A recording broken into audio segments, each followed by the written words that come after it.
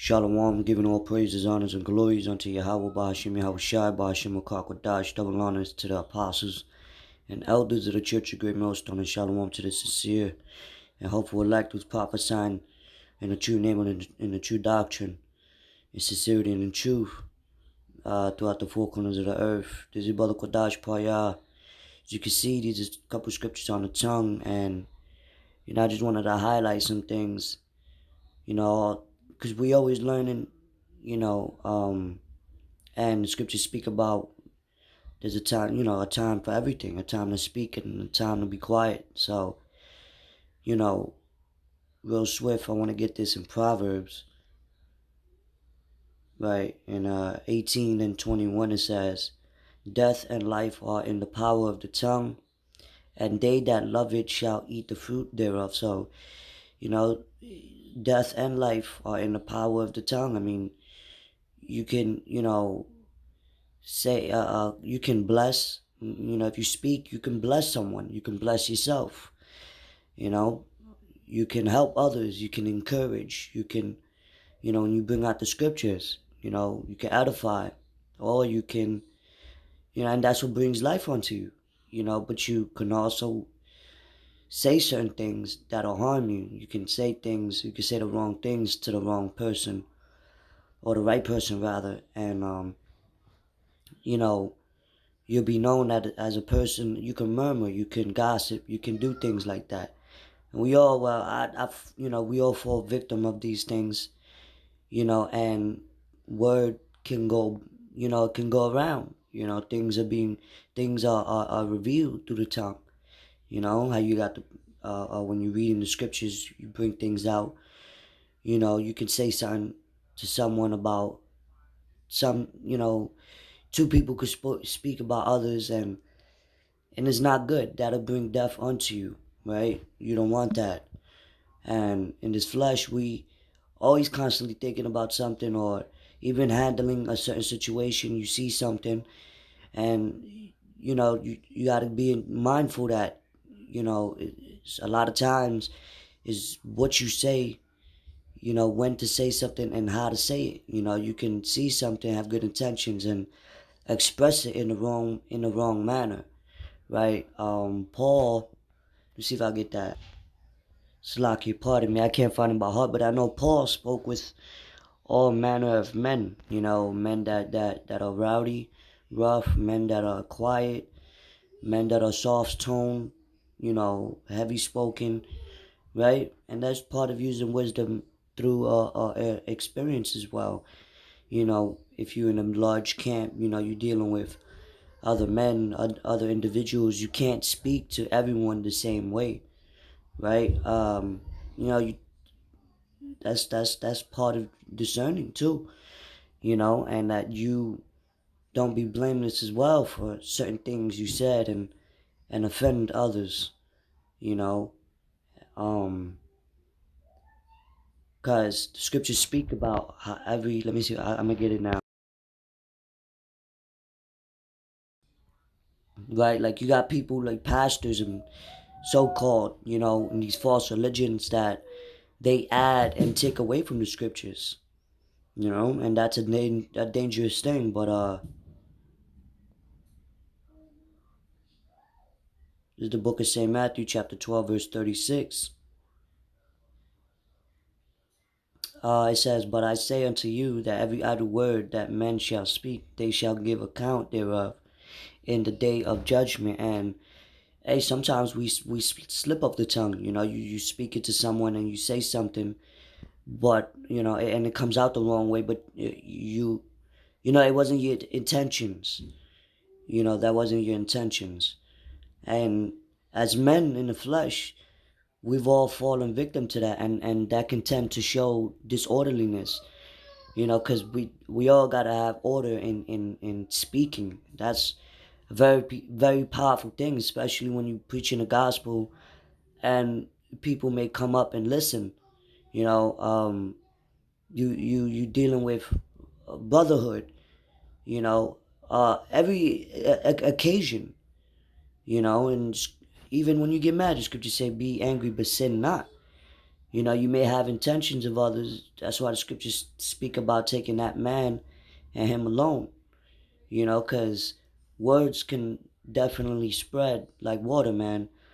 And the last thing you want is um, a bad name, right? You know, but it's all about, this I'm highlighting is basically just knowing when to speak and how to speak, and to speak, because sometimes not saying nothing can show that you're condoning something, right?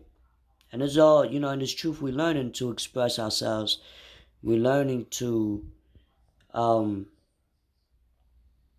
be more aware, of things like that, man. The tongue is very, because even with praying, the Lord wants you to pray a certain way. He don't want you repeating all the time. That's also scriptural, right? Let's see. Let's get more. Ephesians chapter 4 verse 29. Let no corrupt communication proceed out of your mouth, but that which is good to the use of edifying, that it may minister grace unto the hearer. Just like even when you're in a bus or you're on the, you're driving, you're on your way to work, and you hear these, like with Lot, he heard the filthy conversations. You hear BS most of the time in this place. And that is a reminder too of like, I let speaking righteous things. I mean, you can, so just being aware of your words, right?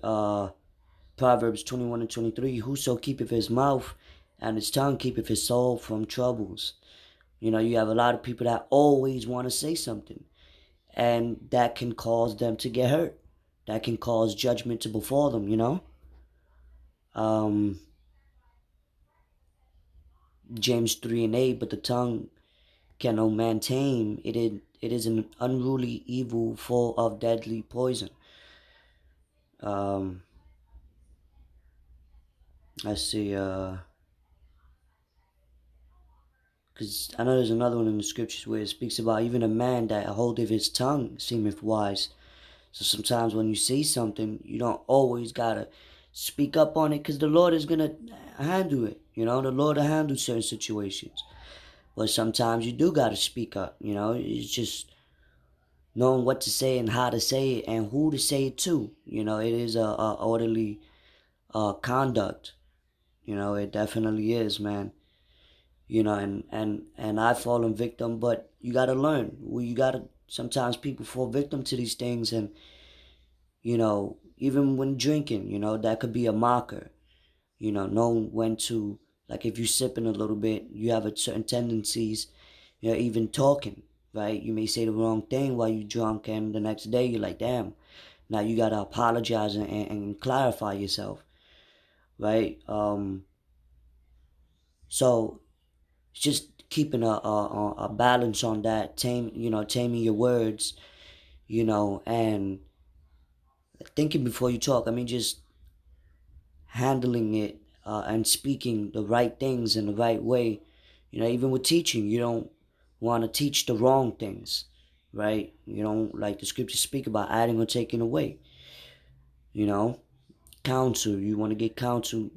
You know, speak. Knowing who to speak with, or even with certain situations that happens. Or scenarios, right?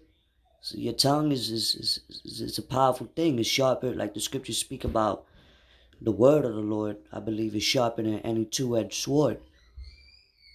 So we all, praying that, even praying for another brother. Your words are so powerful, it can heal him. You can send curses and blessings in the same breath. So it's about being mindful that, we keep our words in order. Let me get another scripture real quick.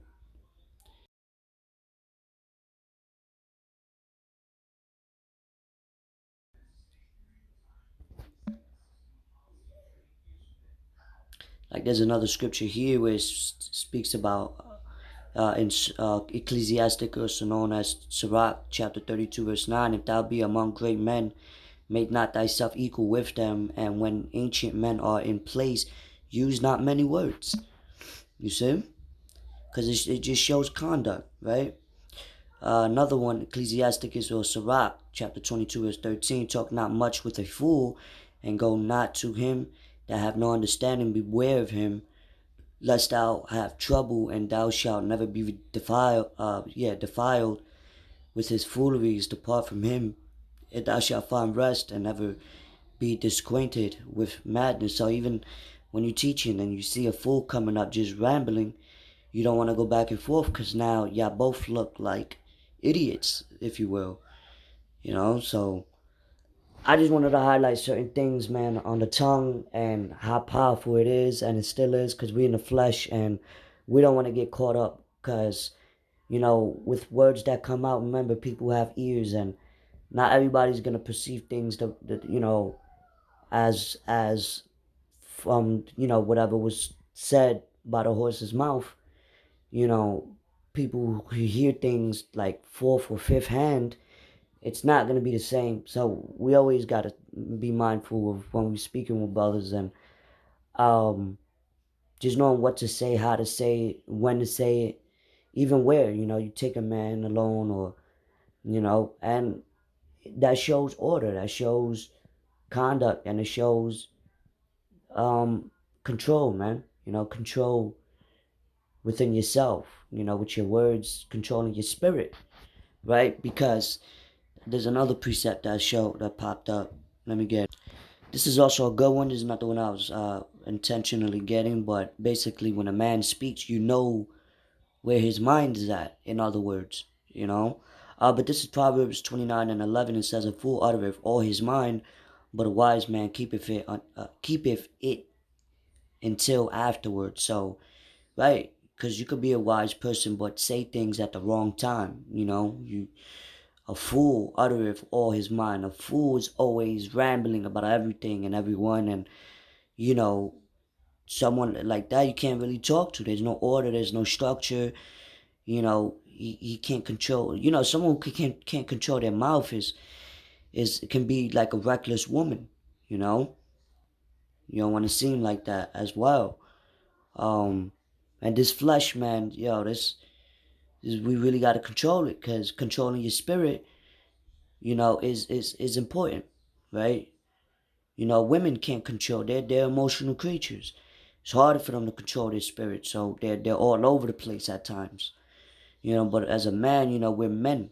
We have to be men, and conduct ourselves as so.